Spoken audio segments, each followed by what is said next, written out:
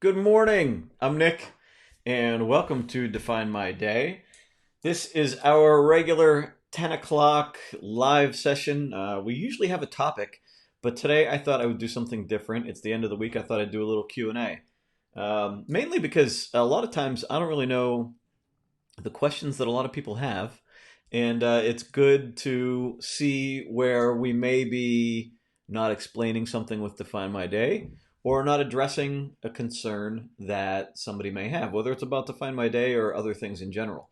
We've covered topics from like everything from like how to be more productive or how to give yourself grace to, I mean, we've even talked about like domestic abuse and depression in here. So while I'm not an expert in a lot of subjects like domestic violence, I think a lot of times in that regard, it's about giving our people the right support. And I think our users have been giving each other a lot of positive support in a lot of different areas. I mean, going through illness, dealing with elders, um, you know, uh, anxiety, all sorts of things. I'm so proud of what our people, our community, has been doing for each other.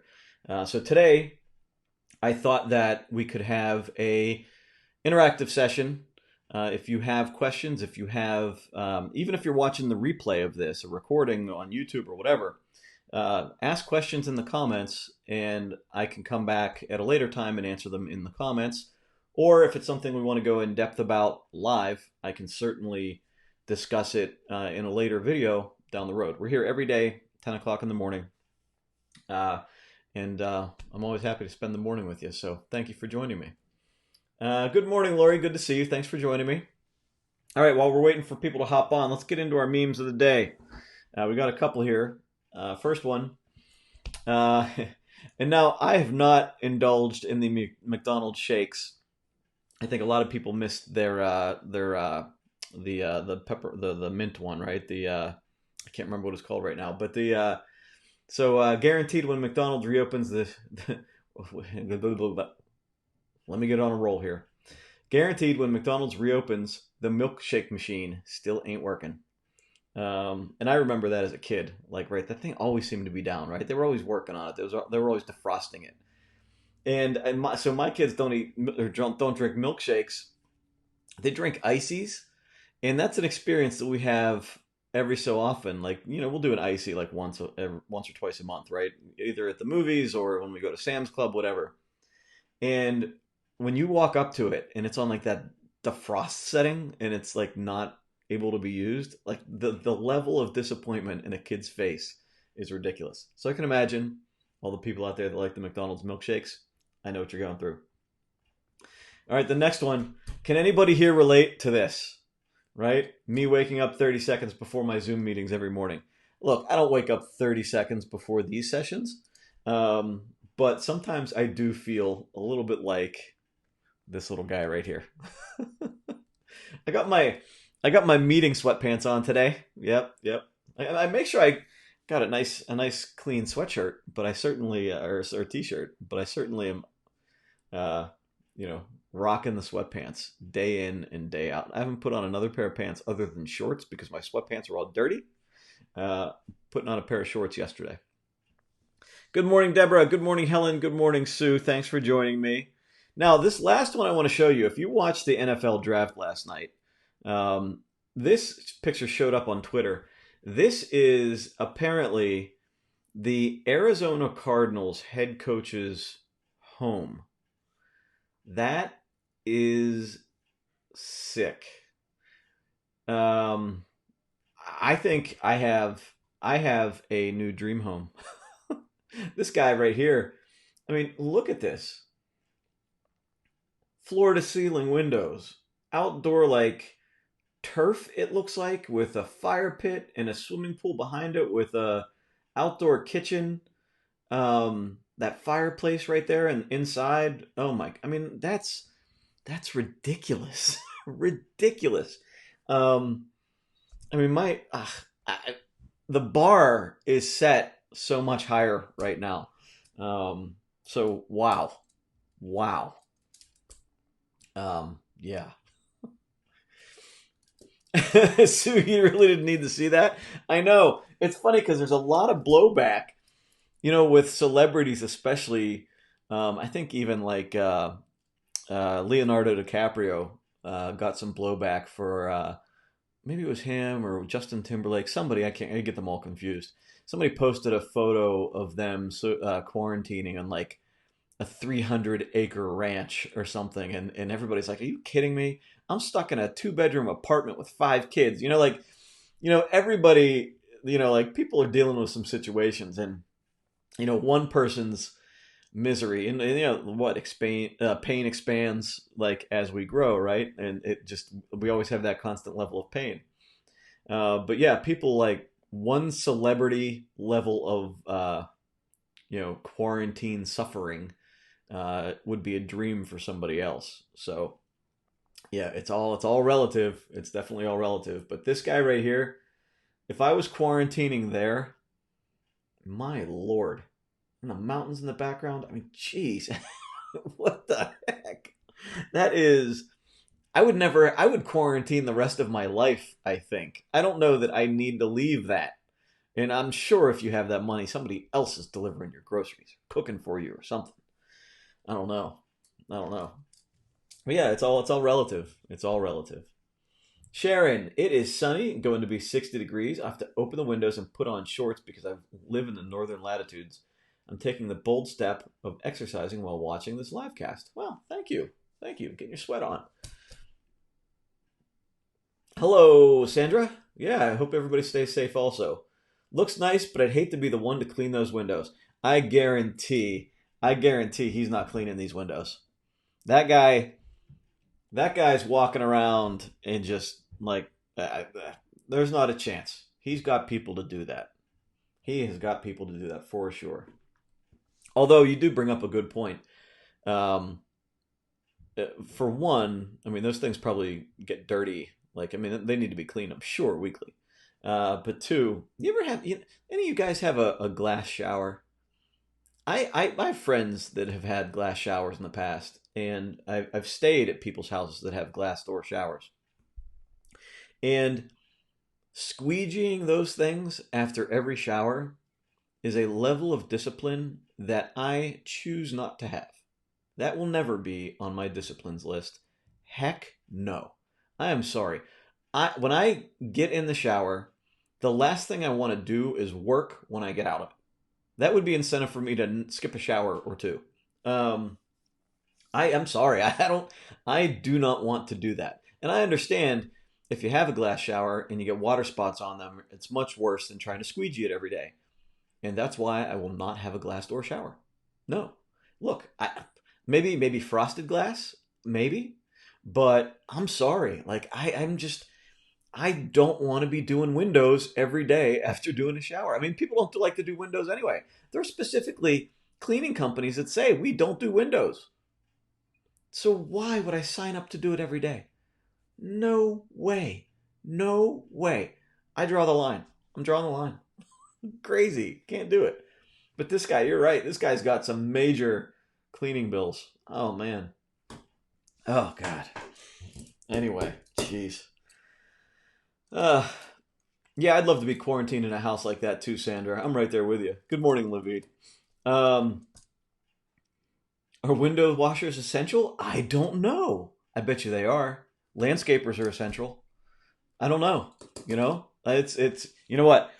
One person's definition of essential is probably also uh, a relative thing.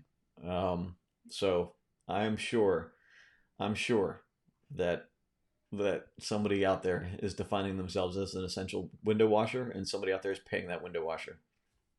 Good morning, Kathy. Good morning, Angel. Good to see you guys. If you missed it, we were just talking about the coach of the Arizona Cardinals quarantining in his draft day war room there. Crazy, crazy. Not in Michigan. They're certainly not hiring anybody to paint anything in Michigan right now. Um, yeah, yeah. So, hey, Wendy, thanks for joining me. Glad you could make it today. Start asking questions in the comments. Any questions you guys have, throw them in the comments, and we'll answer them as we go along here. Um, and yeah, yeah. One of the topics that I saw this week, there was an article, and I can't remember. It might have been MSNBC or NBC News or something. The headline was something to the effect of company doubles the price of PPE before selling it to hospitals or whatever. And reading the article, the headline makes you go, "Oh wow, that's awful." But reading the article, it was Grainger, and they are a distributor for companies like 3M or medical supply companies, and they actually discounted their distribution markup by 10%. Now, anybody familiar with merchandise markup, it's typical to double or even triple the value of merchandise because there are other costs built into selling and distributing a good. You know, there's labor, there's equipment, there's storage facilities, there's advertising. Like there's all these operating costs, and I'm sure there are people watching this that understand this. Kathy, I'm sure you understand this, right?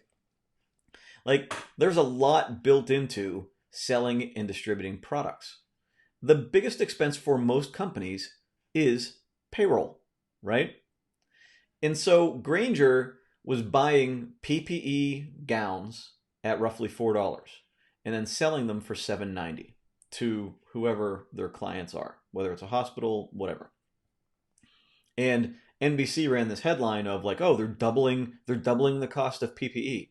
Well, that actually was a discount of 10% under what they typically sell them for. So they weren't profiteering on it. They were covering their costs, which includes payroll to all of the employees that are still working to provide this equipment to the hospitals. So, and this phenomenon that is going on right now where some companies are being blasted for making money. And some companies, look, if they're like, so when you look at the different stories, like you see, was it Shake Shack and Ruth Chris getting $10 million of loan money that's supposed to go to small businesses. They are not small businesses. They had a loophole that allowed them to claim each franchise as a small business. Like that to me seems wrong. And maybe somebody else could put another argument forward for that, but that to me seems wrong. When you look at other companies just trying to operate normally, which I'm sure somebody like Grainger is seeing an incredible, incredible hit to their business, right? Other companies aren't operating, other companies aren't purchasing from them. So, frankly, they need to make money where they can. And as long as they're not doing it in an irresponsible way, then they kind of have to do it if they want to be able to pay their employees, you know? I guarantee that company is not coming out on top. Meanwhile, Netflix and Amazon are raking it in. And at the same time, Amazon is raking it in right now. There are employee issues in the warehouse that we've been reading about, but there's also, they've reduced the people that like the other vendors that get paid referral fees to send customers to Amazon. All of those referral fees were like cut in half over the past couple of weeks. So Amazon is paying people less money and making more, and they're doing fine, right? Netflix is making a ton of money right now. Internet companies making a ton of money. Zoom making a ton of money. Now they're getting blowback for certain things, Zoom being insecure, Amazon with working conditions, but nobody's attacking them for making more money than ever, right? Um, and we're supporting restaurants, we're supporting local restaurants, but then at the same time, there are other companies being blasted for also trying to make money in any way they can. So it's funny, like this. It's we have to watch. I think is my point in this part of the discussion is that we really have to watch that we're not just buying into an opinion, and because we have an opinion on one thing, that it needs to be blanket across everything. I think we all need to really watch each individual situation and frame it, in a way where, look, if I'm running Grainger, I need to, if my responsibility is my employees, I need to continue to make money. And while it sounds great to not mark up PPE at all and to just pass it through, my company would incur expenses to do that. We have to buy the PPE and we have to turn around and distribute it to other companies. That costs money. And it's the reason 3M doesn't distribute, because it costs them money. So rather than focus on something they're not good at, they manufacture and then they sell it to a distributor who then takes on the responsibility to send it out. So in all of this, especially with this, how highly politicized everything is right now, if we could take a step back and try to understand everybody's position and not be so hard line and not buy into the talking points and not buy into, wherever everybody's telling you to go with it, just look at each situation and kind of figure out that other people have a situation going on also, right? The other people have, their own pains and their own responsibilities and their own values and their own, priorities. And for some people, it's taking care of the thousands of employees they have. For other people, it's taking care of the few children they have in their house. And everybody has a feeling that they need to look out for the people they're responsible for. So, I think if we take that mindset of, it's not all just black and white. There's a lot of gray area in there, and we have to allow for that. Oh, where's my mouse? All right, here we go. Olga says, hi, is there an agenda or just a chat on this talk? Olga, we have a loose agenda, but this is more of a chat. So today's format is a Q&A. So if you have any questions, feel free to ask. Angel, and you can buy paint again starting today. Well, good. I'm glad. I hope they do it in an organized fashion. It's good to see. Hi, Sue. Good to see you.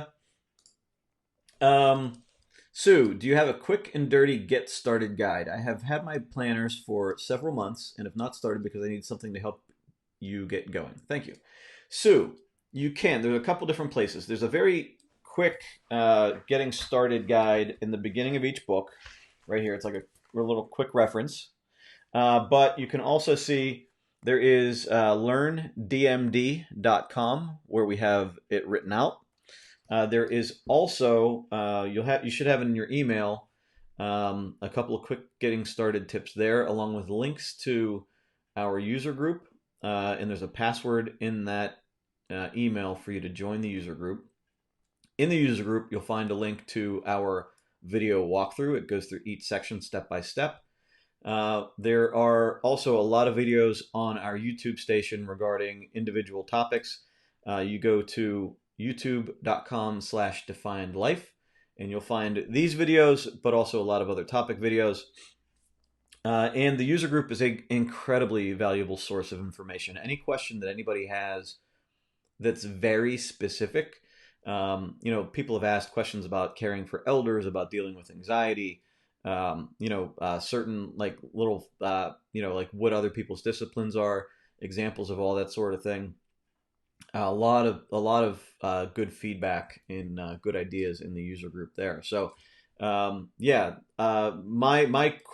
biggest recommendation for you to get started is to just set a day to start and just start writing.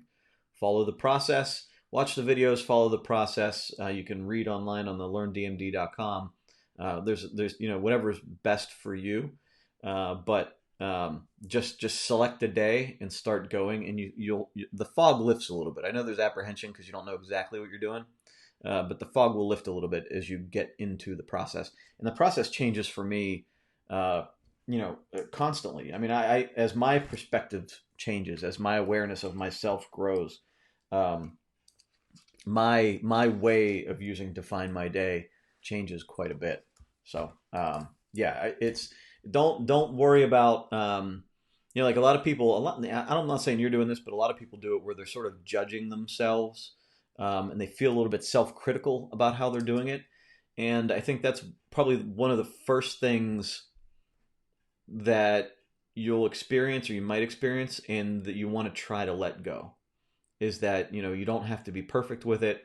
It's just more a matter of building the discipline and building the habit and becoming aware of what is important to you and what is not, and the value of your time and where you're spending your time and your attention.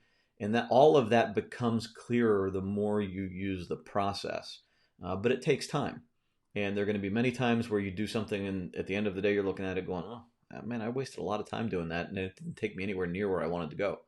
So, you know, other times you're going to say, you know, I got everything I wanted to get done in an hour, and now what? You know, like so, and so you're just going to have to gain some awareness there, and that's perfectly normal, perfectly normal. Good morning, Brenda. Um, I second the question. I love using DMD, but is there a link that could be thrown up that is like the introduction video? I saw one, but then couldn't find it. So, Levi, help me out there. The first, I mean, this right here.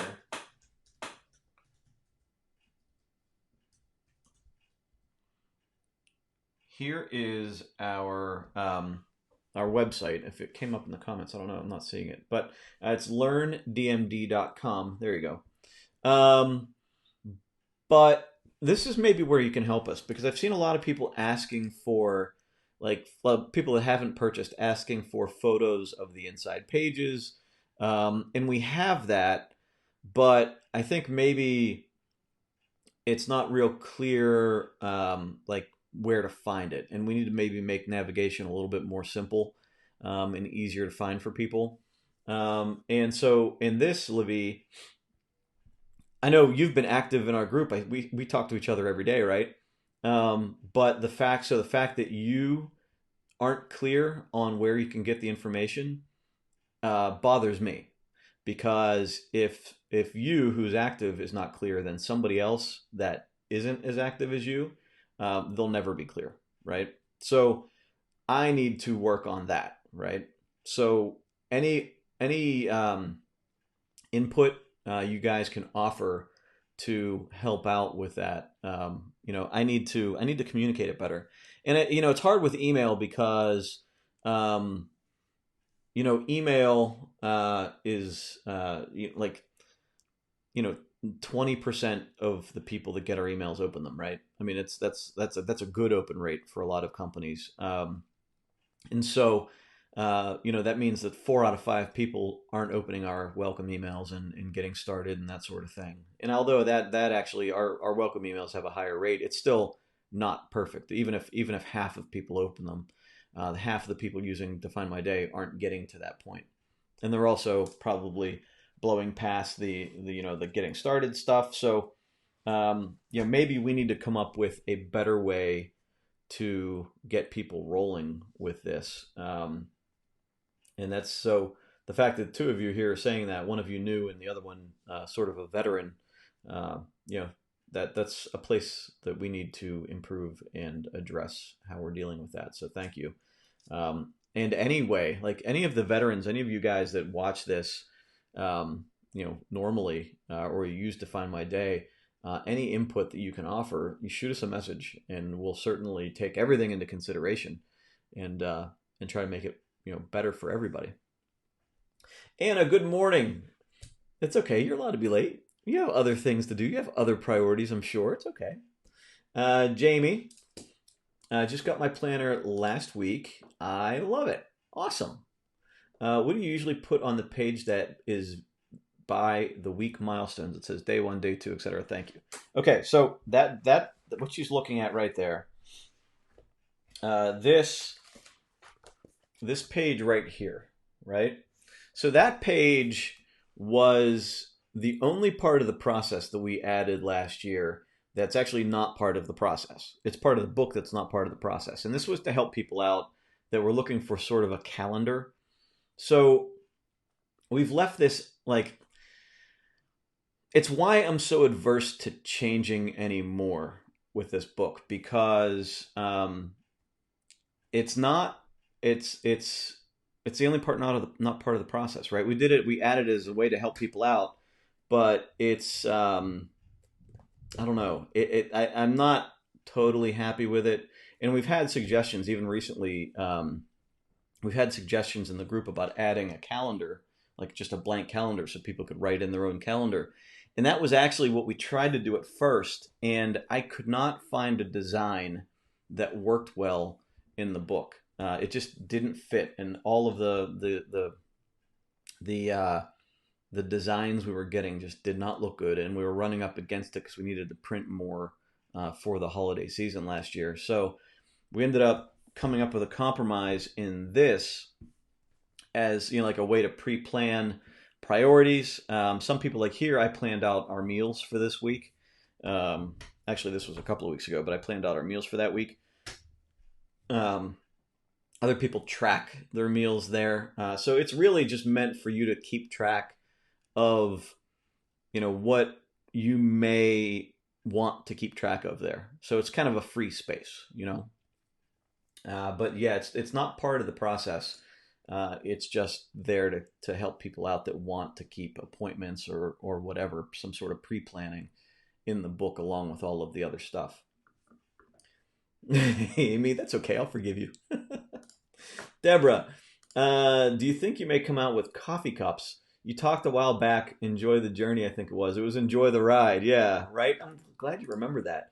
So, we were talking about it, and then as we saw this whole coronavirus thing coming up, we shelved that conversation along with some other covers that we were going to do for Define My Day, like some limited edition designs and things.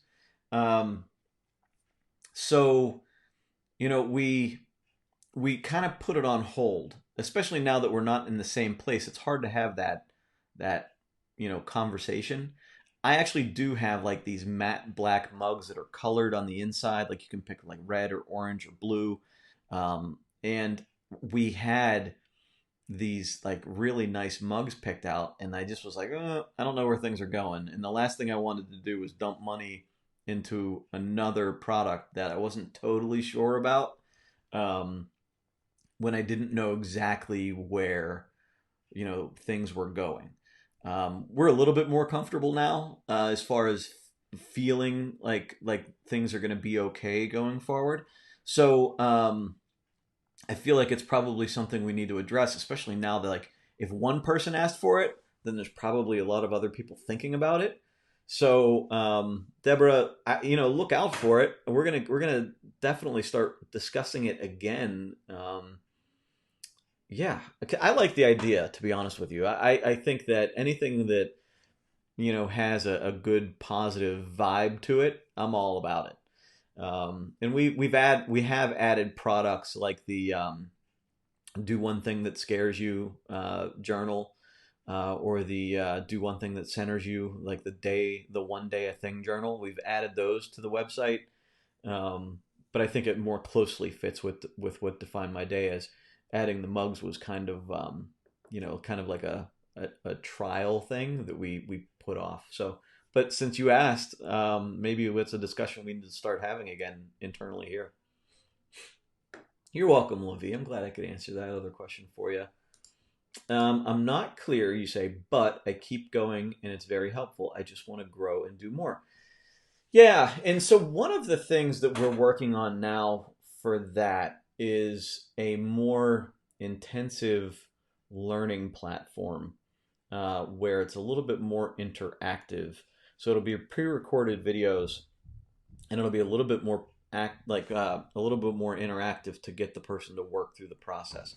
So we're outlining that. We've been working on it for a long time, but I want to make sure that it's valuable to the users. And we'll probably have, I think what we're going to end up doing is doing like a basic version, and then a version that's a little bit more advanced that maybe even goes into specific types of people using the book that gives them ideas. So, a business owner, a salesperson, a stay-at-home parent.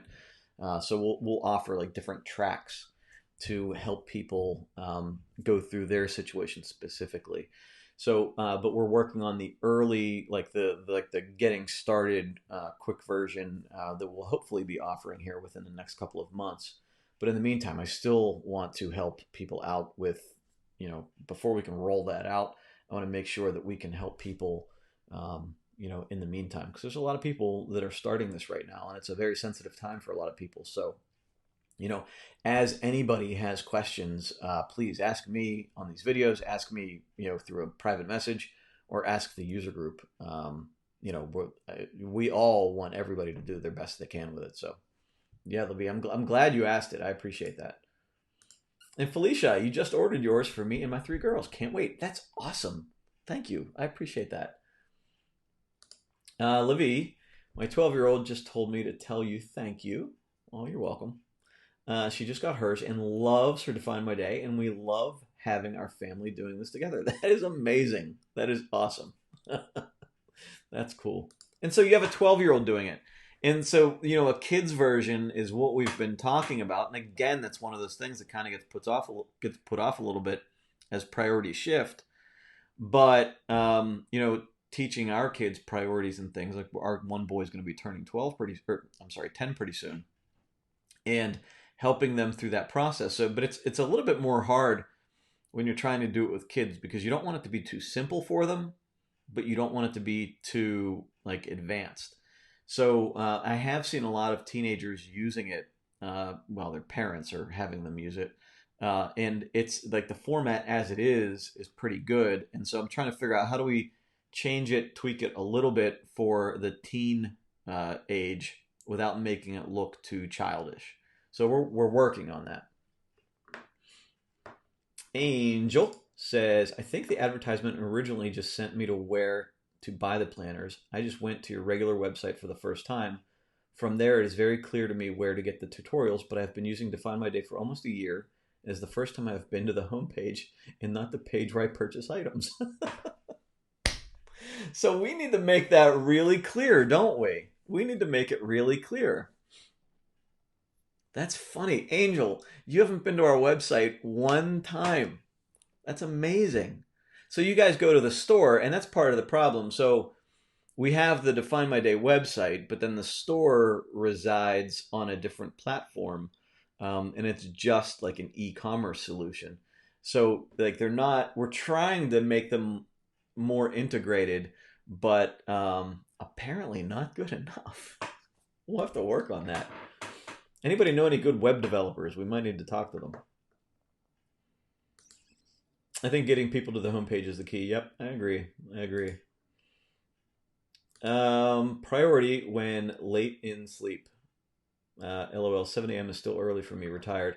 Yeah, so 7 a.m., so you must be on the West Coast. And yeah, I can understand that. We used to have, so when we did these sessions on Sunday mornings, we used to call it Sunday coffee, right? And we used to do it at 9 a.m. And we had a lot of people on the West Coast. They're like 6 o'clock in the morning on a Sunday is just not doable for me. And I get it. I get it for sure. Yeah, even 7 a.m. is pretty rough, especially now, because, there's still some days where I'm rolling out of bed at 7:30. It doesn't happen often, but, right now, getting up at 5 a.m. just doesn't seem quite as important as it used to. So I get it. But yeah. But that's also why we started adding the happy hour on Thursdays at 3, because I figure, we can try to have a lighter conversation and do that.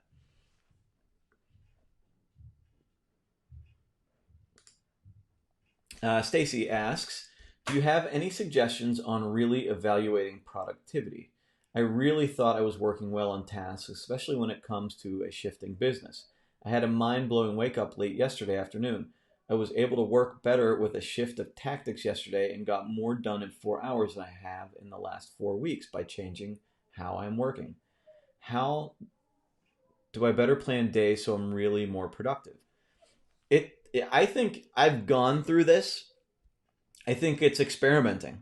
I think it's doing exactly what you did, and it only comes from awareness, right? And to me, one of the biggest things that changed my awareness was time blocking. When I pre-plan my day or even my week, like I can plan out different parts of my week, and if you look at, and maybe we should do this session specifically again, but to hit it shortly, when I look at my Outlook calendar or my calendar on my phone, I block in everything, everything from the time I wake up to brushing my teeth and taking a shower, eating breakfast, my priority tasks individually identified, eating lunch, reading a book, my to-do list tasks, eating dinner, any obligations I have, going out with friends, going out with my wife, and then like bedtime. And like certain things get blocked in there, like spending time with my kids. Even on the weekend, I started doing this, where I would put yard work at 9 o'clock, like 9 to 12, and then lunch, and then family time, and then whatever. And what that does, it seems overly retentive, right? But what that does is it gives you this awareness of where you're spending your time.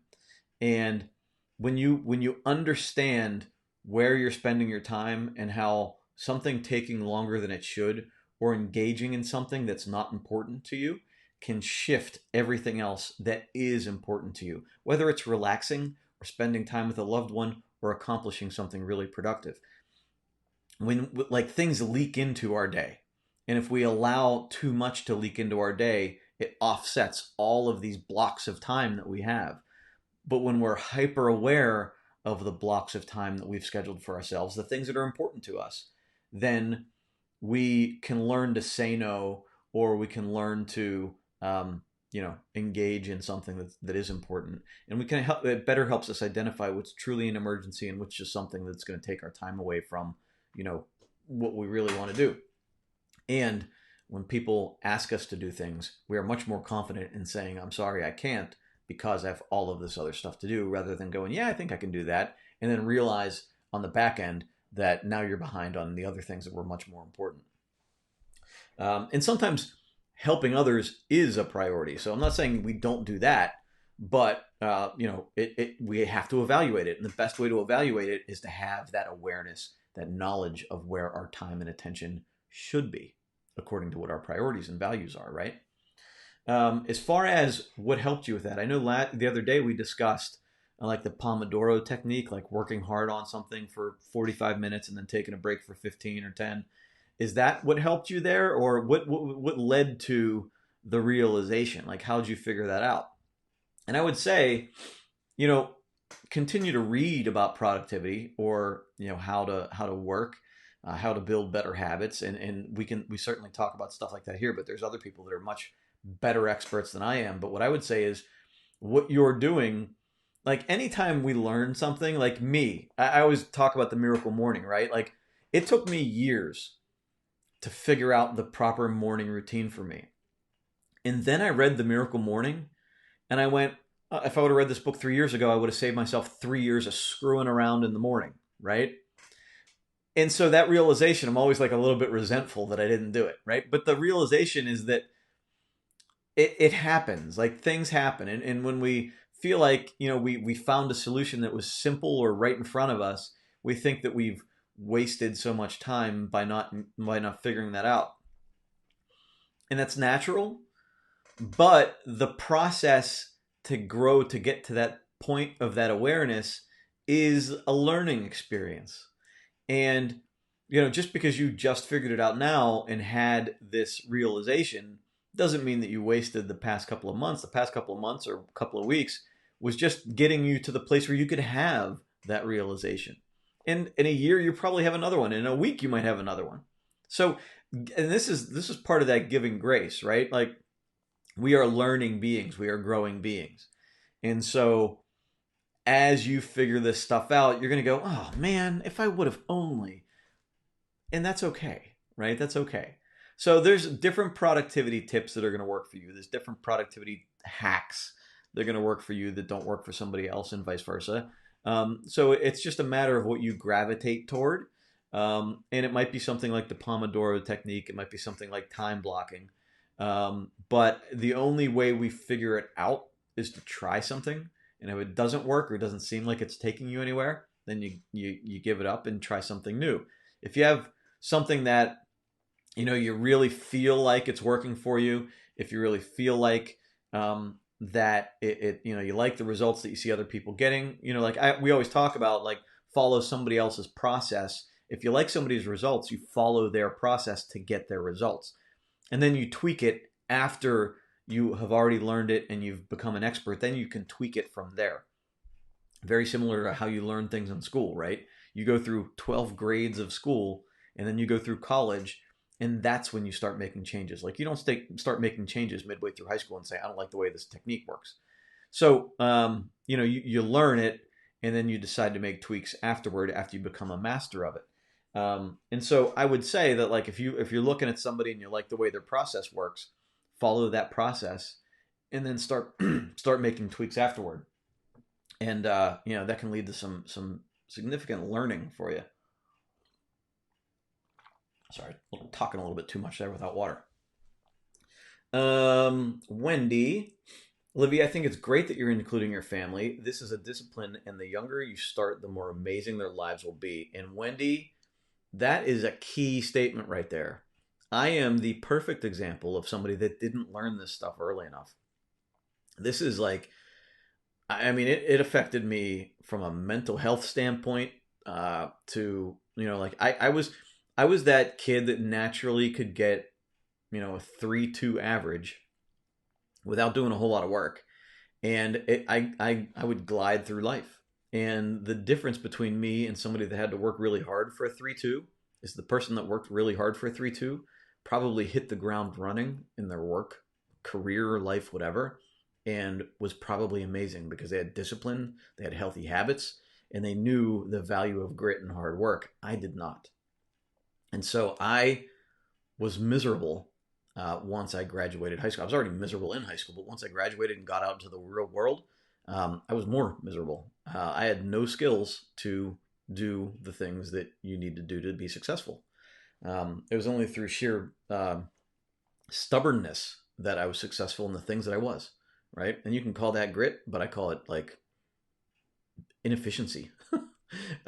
So yeah, if a kid can learn these habits, then the earlier the better. The earlier the better. You teach kids grit now, and they're going to be amazing adults. And like my kids, like we're not even bringing them through this process per se, but my kids, that realization I had a couple of months ago that my kid likes to get all of his homework done immediately when he gets home rather than let it go even if it's not due till the end of the week, because he has this first things first mentality. I'm going to get all of that stuff off my plate so then I can enjoy life, whatever that looks like, playing sports, playing Fortnite, watching my iPad. He is mentally free to do all of that because he got all his work done.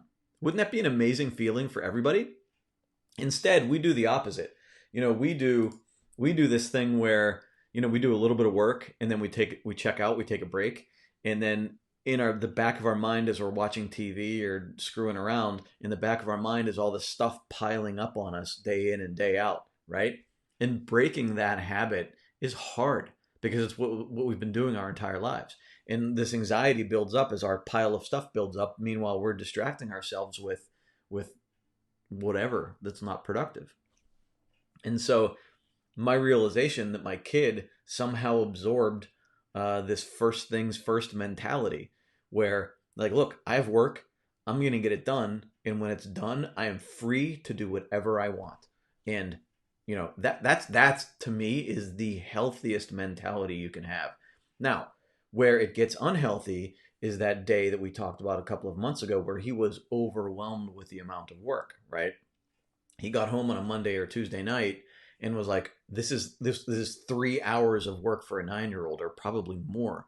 And we're trying to walk him through it, and we're trying to help him pace himself through it, and like, okay, if you don't get it done now, you come back to it later.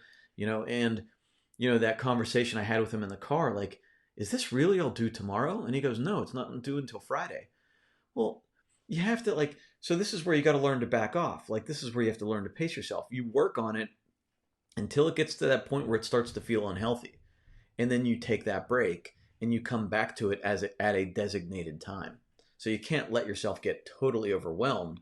You just do what is healthy, and then you do more later until it gets to be, that feeling like it's getting unhealthy again.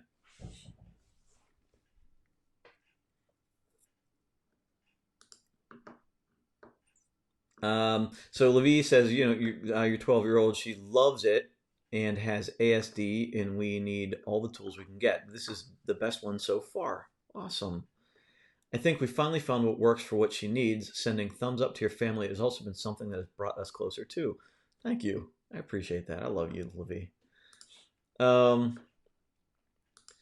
am enjoying these regular grown-up talks. I appreciate your voice of common sense, Nick, and others here too. Thank you. I appreciate that. I enjoy having you here too, sis.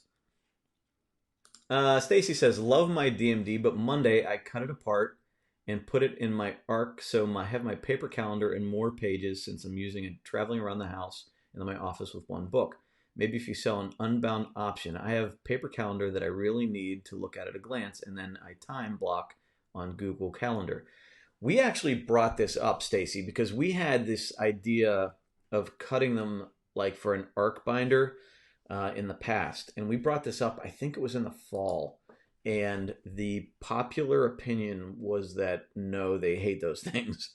And I know there is a market for them. And I could even see that working for me. But I guess there's an issue with pages flying out, and that like people have started using them but then stopped. And I know there are people that like really like it. So we did not end up following up on that because we got I don't want to call it unanimous, but we got a significant portion of people that just did not like it. So that's kind of the reason we did not go that way. But I understand you liking it. I think there's definitely a use for that sort of thing. It's just, it's hard to satisfy every need as much as we'd like to. It just seemed like that might cause more problems than solve. Felicia says my girls are at 23, 20, and 17. That's very cool. Very cool. Thank you. I'm happy you're sharing it. So, Nick, that's exactly what I mean about my 12-year-old with ASD. This product has been the only thing that helps. Seriously, love the idea of addressing different people with different learning styles and needs. Yeah. Yeah, so that's that. I think that's going to be a big thing for us to help move forward is like trying to help because there's so many people using it with so many different situations. Helping people, we don't necessarily need to develop a different product. I think just a different learning style. So somebody can say, I am this person. How would I use it for this situation? So I think that's the way we're taking it. Hey, Anthony. Hey, I'm glad you joined us. And, you can always catch the replay once this is over, and we'll upload it to YouTube also. And, guys, don't forget we're on the podcast apps. I don't think... Angel, we have to talk. Because I knew you were in a technical field. I don't know that I realized that you were a web developer. We'll have to talk. We'll have to talk offline. Yes, I go to the store, never been to the website, didn't even realize. Man, we have to figure that out. We have to figure out that flow. That is funny. Man, yeah, okay, we'll have to figure that out. Because we started adding links to the Define My Day website into the store, but apparently it's not clear. And I've been getting that inkling for the past couple of weeks. Time blocking is the most productive. I agree. But when I do, it's when I work the best. And I anytime I assume that I know what I need to do and when is when I start getting inefficient. Autism spectrum disorder. I didn't know what that meant. I'm glad you clarified that. Anthony, I haven't changed my morning schedule. Still waking up at 5:15. Very productive in the morning. My nights and bedtime routine have been off. I'm a fan of time blocking though. Yeah. And so I'm with you. So my morning routine, like between 5 and 8 is probably my best time. But I have been giving up that time lately as, things have been changing. I've been trying to focus on making sure I get the right amount of sleep. Sleep has been a little bit disturbed over the past couple of weeks. I don't know if it's stress. I'm sure it's stress. So I've been allowing myself to sleep until I'm done sleeping. But yeah, eventually I'm gonna have to get back onto that, okay, 5 o'clock is wake up time, and like so I'm going to get into that disciplined routine as things get normalized now. Um, I think that that morning time for me has always been the most productive. I mean, no matter when I got up, whether it was 4 or 5, that time between when I woke up and when I went to work uh, was just invaluable. And when you at 8 o'clock in the morning realize that you've done 3 hours of good stuff for yourself, it feels so nice, and nothing gets in the way of it. Um, Levi, my 12-year-old, also has ASD. Wow, I had no idea, guys. Define My Day has been helpful for her too, and she is really hopeful that Nick comes up with something great for her. Oh, I had no idea. I really had no idea. You guys were all in the same boat there. I love the miracle morning for network marketers. Yeah, I agree. And network marketing. I think that to be successful in any type of network marketing product takes a lot of personal discipline, a lot of fighting through your own personal things to continue to be consistent and get out there. So anything that builds that grit muscle and that discipline is, I think, important. In the book that centers you, the small mindfulness book I bought. But where do you start? Do you just pick up any page and start with page one? What do you recommend? Thank you. So I personally, do I have it here? I think I packed it. If you could see my office right now, oh my God. Look, you can see behind, look, stacks of stuff. Like, how about that? Like, we're ready to go. Let's go. Um, but so that one thing that centers you, you can do it either way. You could start with page one and just do page one and go all the way through, or you could just randomly open it up. I think that would probably get a little bit more difficult as you start to finish the book, but I think it's all in what you want. It just depends on how your mind works. I would probably just how I am. I would probably start in the beginning and just go all the way through it. But it's pretty cool. Anything like that that prompts a good idea is pretty cool. I think it sparks a lot of conversation. And in fact, I have thought of that once we get unpacked and I get a little bit organized. Um, I am going to start using that book and some of the other ones we have as a prompt to have a conversation with you guys. And so that's one of the easy ways to start a conversation with anybody. Even your spouse, they have one for couples. Um, and so you can use this book to spark conversations with couples. It's pretty cool. It's pretty cool.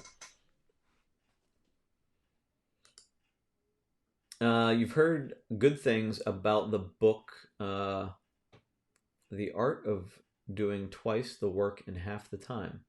You know what? It's I've not heard of that book. I'm gonna have to look it up. Scrum: The Art of Doing Twice the Work in Half the Time. Sounds like a good idea to me. I'll have to look that one up. I've not heard of that one. In fact, so I have a stack of books that I'm reading right now. Well, that I will be reading, but I'm like, I don't know what I'm going to read after this. For some, I usually have like a timeline of like 20 books, a wish list, and right now I have the 5 books that are on my bench that I'm going to go through, but I don't have anything after that. So I really do need to get some ideas. So thank you, Anthony. Yeah, Wendy, that was me too. Decent grades, didn't have to work hard. Yep. It was naturally things I could figure it out, but it led to one of the things that led to me just having terrible habits. Stacy, what led to the revelation was someone at my women's group really nailed me, and I'm grateful. Ooh, she just stripped everything back. It's what makes you the most money or most effective at helping. Then that's all you should be doing, and stop doing the other stuff. I was time blocking stuff out, but I really didn't get 80% of my time blocked activities. Shouldn't even make it on my schedule. I really couldn't see I was having cloudy vision in my decision making process. So you're bringing up a point for me. So in this process, I've gone back. This is my experience over the past 2 or 3 years in doing Define My Day and helping other people through it. So at first, I created Define My Day to like blow productivity out the water, right? I just wanted to like, yeah, crush it. And then naturally, I kind of, as I grew my awareness, became more sensitive. And as other people started using it and I started to see their struggles, I started to try to be more empathetic and understanding of their situation. And I realized that it was more than just a productivity hack, right? Or whatever. But so what it has led me to do in trying to be understanding that people are in different places, I've I've gone back and forth as to how aggressive that I've taken this, exactly what you're talking about here. Um, and the point is, like, I'm trying to help people get to this realization without pointing that out or sticking my finger in the wound, right? But most people are doing, like, where they're spending their time, 80% of it is completely unimportant. But you can't point to somebody and say that. They have to figure it out themselves. So I'm glad you did figure that out.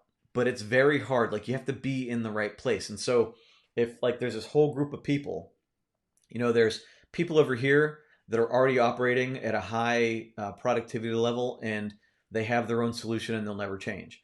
There's other people over here that are so completely, like, unopen to trying to be more productive or open to change, that they are like, we can't help them either. So then there's this group of people in the middle where they're looking to grow, or people that are over here that are highly productive but realizing they need to maybe change their focus. And there's this whole group of people that we're trying to address. And there's, within that group of people, the people that are growing and learning, that at some point we can say, this is why you're not doing it correctly.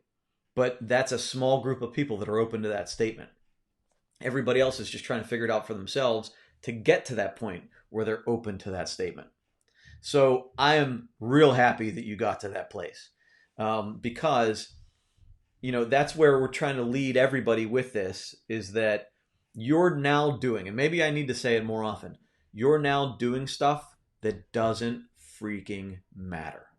Somewhere in your life, you are spending time and energy in a place that does not matter to you or anybody else. Or if it does matter to somebody else, maybe they need to do it themselves, right? So that realization is key to all of this, because we talk about, like, people say, I don't have 10 more minutes to do anything like write in a journal. You're doing it wrong. And by it, I mean life. If you don't have time to sit down and look at the place you're spending your time, the places you're spending your time, then you're doing too much. Because in the end, and this is the question that I ask myself when I'm doing a lot of things, is that by doing this thing, will it matter? Will anybody remember it? Does it change my life in a positive way? Does it change anybody's life around me in a positive way? When I am dying, looking back over my life, will I say, man, I'm glad I did that? If the answer is no, then I better come up with another good reason I'm doing it. Now, there are little things we do that might not be like, yeah, I'm glad I got that promotion. Yeah, like, or whatever. Like, I'm glad I did laundry. If your ultimate goal is to be a disciplined person, then you can find value in doing laundry, or you can find value in doing the dishes really well, or keeping a clean house. Like, that creates value. Like, that's the pain that has value, that's building you into a different person, right? So while some people can say, well, laundry is not important, I'm not going to do laundry anymore, being a disciplined person that keeps a clean home, that's where the value is, right? But there's a lot of times we're doing things that have no value. They have no future value. They're not helping us become more disciplined. They're not helping us become healthy. They're not helping us become a good person, or that person that we ultimately want to be, when it's all over. And so we constantly have to be touching, like, the things I'm doing right now. And again, I'll go to the easiest example. If you're sitting in front of the TV watching Netflix 9 hours a day, you're not doing it right. I mean, look, I know we all need to check out, but there's other things you could be doing for yourself. At the very least yourself, if not other people. So, it's just a matter of where you spend your time. It's a matter of where you spend your time. And you have to start to realize what's not productive. Arguing with people on Facebook, not productive, right? Arguing with people about, political things where nobody's mind is going to change, not worth it. Now, I engage in conversations with friends, and I'll engage in conversations even if I think that friend's never going to change their opinion. In the end, hoping that I can maybe place a shred of doubt in their mind so that they can be open to hearing another conversation down the road. And that's my only mission with having a conversation. Look, I'm not going to get mad at you. I'm not going to get, we don't need to get into a fight over this, but I'm going to let you know I disagree with you, and this is why. We're still friends. We'll talk later. But I don't get into like that back and forth and then just like turns into a blow up, right? Because that would be a waste of time. It just depends on how you look at things around you and where your time is best spent.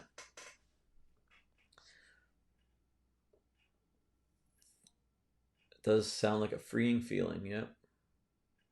I am a teacher. Yes, a book for kids. I teach gifted and talented. They would love this goal setting. Yeah, absolutely. And I think that's it. So my one boy is in gifted classes, right? And he and even with my 6-year-old, like my wife is like he's doing the exercises downstairs yesterday, and she's like he's bored. Like this is way too simple for him. And so when somebody gets to that point, you have to provide next steps, especially with a child. Like you have to provide next steps. Otherwise, they will entertain their mind with things that don't matter. They're just filling up, like their mind wants to work.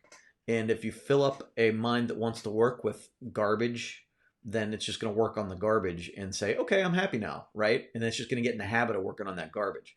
So we need to give them like direction. Like for 1 hour, you're going to read, or for 1 hour, you're going to work on a puzzle. For 1 hour, you're going to do your math homework, or you're going to, read about something in history or whatever, science, whatever. And while in my own experience with my boys, they will fight and say, I don't want to read. I'm not in the mood to read. I want to go play PlayStation, whatever.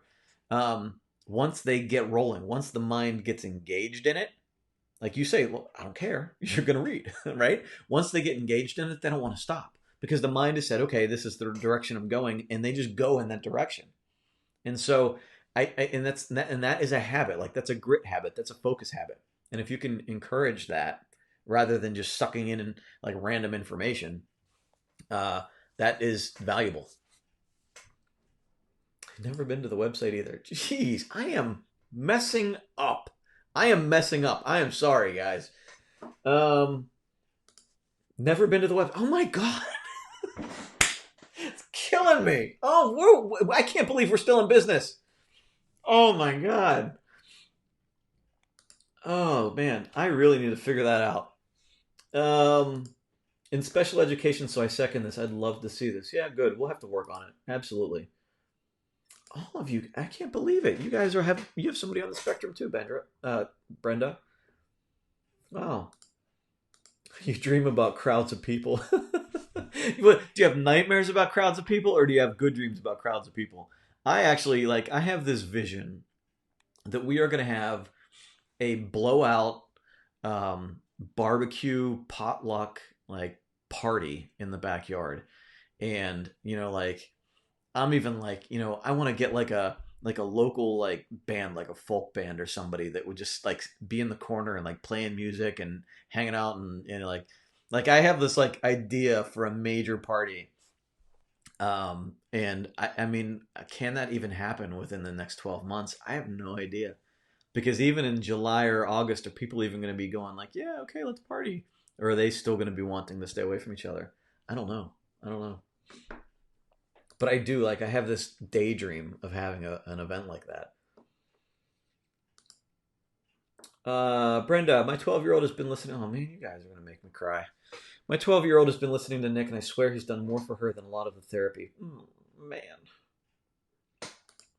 All right, Livy, I'm going to ban you from these. I'm going to ban you from these if you get me all emotional. Thank you. I'm joking. I do appreciate it, but man. Oh, okay. Paula, happy Friday. Thanks for joining us. I appreciate it. Is that conversation starter book on your store? What is the title? So, Kathy, let me. I'll post a link right now so you guys can see that. Um,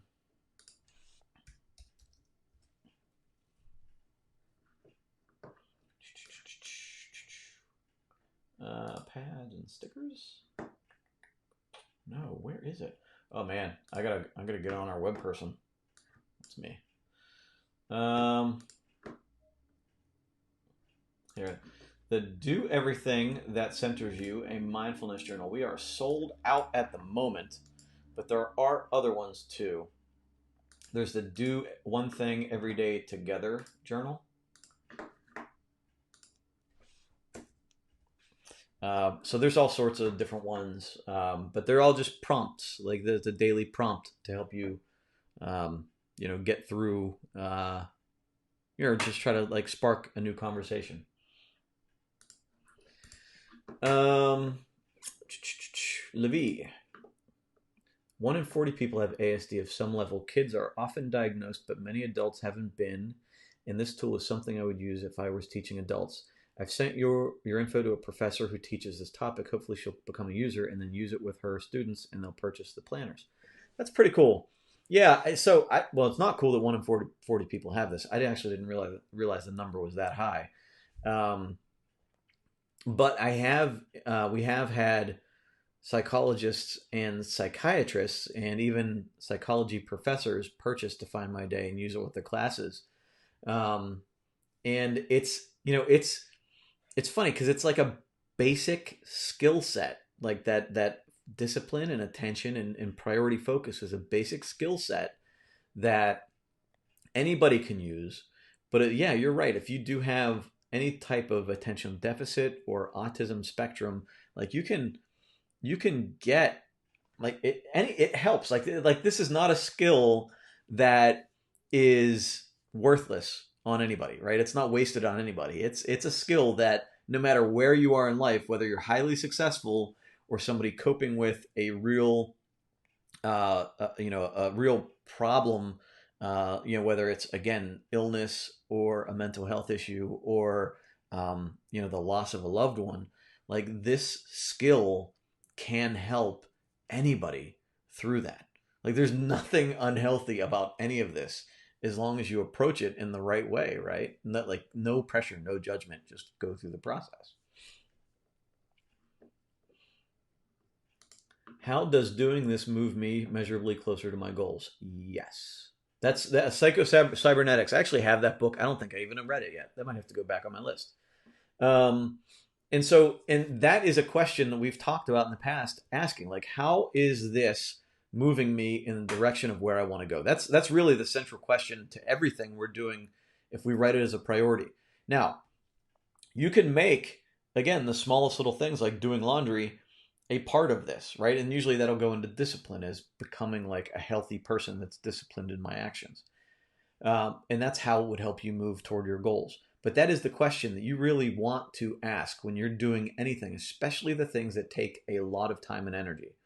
How is this moving me toward my goals? Me coaching my kid football last year, how is it moving me toward my goals? It took a lot of time. It took 4 or 5 hours out of my day every day. It wore me out. It actually drained me. But that experience was good for me. It was good because, number one, it helped me in dealing with different people in an organization. It helped me organize myself. It helped me be closer to my son. But it also had a negative impact on me. It wore me out. It stressed me out. I realized certain things that I just couldn't deal with on a personal level that I would further choose not to deal with. But it also taught me, like certain things I would nip in the bud earlier, where being empathetic is not the right solution. Sometimes you just need to say, look, I hear what you're saying, but we're not doing that, right? And so I used it as a learning experience. Am I going to coach this coming year? No, because the negative was too great. It was too big over any positive that I gained from it. But the experience was still incredibly valuable. But so what does me doing this measurably? How does it measurably move me toward my goals? One person would look at that time and say, I wasted a lot of time. That was a horrible experience. Other people can look at it and say, yeah, I didn't enjoy it overall, but I learned some really key things out of this, and I'll be a better person because of it. That doesn't mean I need to keep engaging in it, right? So I can find better uses of my time. Brenda, Levy, mine. Levy says, Brenda, mine is level 1 Asperger's, so she will be seen as neurotypical. So as her mom, I need her to be as productive as possible. Love that you're here, Mama. Blessings to you. Oh, you guys, pretty cool. Stacy says, I think that I also mentioned, or I'm sorry, I'm like, oh, my blood sugar getting low. I can't read. I don't know. I think what also motivated the crap out of me was that I could really be helping people deeply during massive stress. I agree. Purpose, right? Purpose. I truly couldn't see the impact of my work on other people's lives. I couldn't see how much I needed to get over myself and open my eyes to see the value of 15, 30, or 60 minutes in working with someone who helps other people. When I really saw the impact of my choices far reaching through me, helping people who help other people, game changer, and totally fired me up. I have a whole new enthusiasm for digging into Define My Day. That's really cool. That's really cool. And I got to tell you, I've experienced the same thing, right? So as we went through this, even in starting to sell Define My Day, I sold it as the tool that helped me, but it wasn't like I couldn't really go public with it because I always felt like, who am I to be teaching anybody anything, right? I mean, that was the imposter syndrome thought that I had in the very beginning until we started getting the emails. Like the emails of like from a cancer survivor that, found no meaning in life and was using this process to deal with cancer or the loss of a loved one or the loss of a child, or somebody that was simply turning around their business, somebody that was dealing with depression. When I started getting those emails and I started, and it takes a lot of those emails, believe me. I mean, it takes we always focus on the negative and we disregard the positive all the time. And in my apprehension in being more public about even promoting Define My Day, it took a lot of the evidence in where we have helped before I could really get out there publicly. And I worked through that even last year. I mean, we had a huge year last year in the number of people that we've been helping with Define My Day, and I still had this I was wrestling with like the old me and the new me. In doing these videos this year has probably helped me like we talk about the hockey stick approach, right? Like, so we started these videos in the beginning of the year as just a way to help the new people get rolling with it. And the more feedback we got and the more positive response we got, we started doing it more and more. And I often have thought to myself, I couldn't think of something to talk about once a week. How am I going to possibly think of stuff to talk about every day? And yet here we are an hour and 15 minutes into this one today, and I'm still talking. And you guys are still listening, so I appreciate that. Thank you. But yeah, like you don't realize it, and it almost becomes this cycle. Like when you realize people are gaining value from it and you want to keep doing it, it gives you that sense of purpose and mission. And you need to have that perspective to have the energy to keep going, even when you can't talk like me or read. Christy says, I have 3 boys. The 2 older ones are very interested in doing Define My Day. There are 10 and almost 8. Very cool. Let me know how that goes. Keep in touch with me. And give us feedback. Like, what are they finding compatible? What are they having a hard time with? Any way we can help understand or explain things better? Really, really important for us, because I want to make it as effective as possible. Felicia says, contact me for ideas for a kid's book. Would love to share ideas and collaborate. Maybe combine some learning styles and mindset stuff. That would be cool. Hold on. I'm gonna write this down.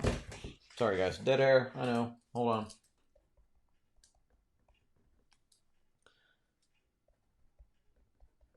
Contact me through the private messaging on Facebook because I can't contact you, but I will look up your email address in our system. But just in case I can't find it, contact me through Facebook Messenger.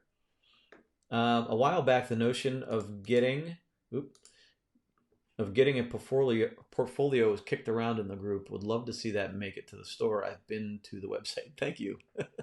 So yeah, we talked about covers, and Luann had been looking for covers, and we just didn't find any that looked good. And there even were like leather covers that were kind of pricey. I mean, even at like our cost were 50, 70, $80, which is a high ticket item. So, but they were an idea where you could just kind of stick the book into a leather bound cover or a leather cover. So we've thought about it. And again, it's one of those things that as we go down our list, things get kicked out because of where we are. Brenda, first time to the website. I am a face palm emoji right now, living. Actually, the website is where I started when I was looking into possibly purchasing the planner. Now you have a year's supply. Thank you, Sharon. I appreciate that. Good to go. Need to Zoom with the kids, or got to go. Need to Zoom with kids. Awesome. Awesome. Very cool. I'm supposed to be teaching today. Good job. Thank you. I appreciate it. Can we sell a digital version of your Do Everything and maybe your DMD? So we've thought about an app, and that might be on the going forward. We've thought about trying to do like an app for Define My Day. The digital version of the Do Everything, I can't. That one's actually a copywritten work, I think, from Penguin, so it's not ours. But there's we might even be able to like do like some sort of a prompt in the group or something. Maybe we do that, or even on one of these. Maybe we do a prompt every day on one of these. It might not be a bad idea. Your girlfriend who has a brain injury loves Define My Day. That is awesome. Very good. Very cool. Thank you for sharing that, Kathy. If you're worried about money loss on digital DMD, you could have a seasonal or quarterly add-on, which should add our focus for the season. Just a thought. Yeah, you're right. We've thought about it. And there's different ways of doing it. So we're trying to figure out what the most effective would be. Again, trying to figure out what's the best use of our time, right? And the more we talk with people, the more information we gain as far as what's important and what's missing. So all of this is valuable, and we're just kind of digesting it and trying to figure out what our next move should be. Could always be software as a service. You have to pay a fee for the license to continue working. The development of this is a bit costly through a company. Need to have the capital be prepared for development before they consider SaaS. I know, and that's part of the problem. So especially even looking at an app, it seems simple enough, but in my experience in using people with Upwork and other things is that I don't know enough to keep tabs on them, and you can quickly go down a path of blowing a lot of money and not seeing any result. And even evaluating who to start with is incredibly hard for me because I don't know. It's hard to tell who's for real and who is just pretending. So evaluating people in the right way is tough. It's hard. It's a big leap to make. And if you're going to stake the future of your company in some way, in some small part, on developing an app or something, it's hard, especially when you have something that's working right now. It's hard to make the leap into something else. So, and we're a small business, so we don't want to devote resources into something that might end up not working. So we try to take it one step at a time and evaluate it as we go. And if something looks like like that's a no-brainer, we should do that, then we go forward. But like I'm looking right here, the app that we originally wanted to talk about in 2020, we decided at the beginning of this year, looking at our spitball list here, we kicked that to 2021 at the beginning of this year, just based on everything else that we have to do, with our focus being on better support of our clients.